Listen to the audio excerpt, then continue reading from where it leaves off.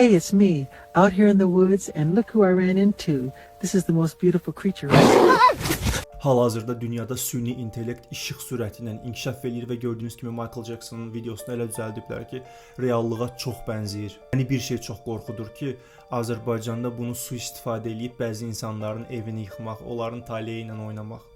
Çünki bilirsiniz niyə tez-tez TikTok sosial şəbəkəsində videolar qarşıma çıxır. O süni intellekt olduğu çox bilinən belə şəkillər qoyurlar. Məsəl üçün gənc oğlan şəkli qoyurlar. Yazırlar ki, xəstədir.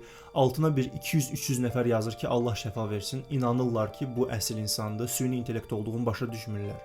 İndi bu ChatGPT-nin çıxartdığı Sora proqramı ilə olan videolar isə çox reallığa oxşuyur. Yəni ona inanırdılarsa buna 100% inanacaqlar. Ona görə mütləq şəkildə regulasiya olunmalıdır. Kimisə şəklini götürüb video düzəldirlər və xalqın xoşuna gəlməyəcək hansısa bir söz deyir və bir gecədə həmin insanın həyatı məhv olur.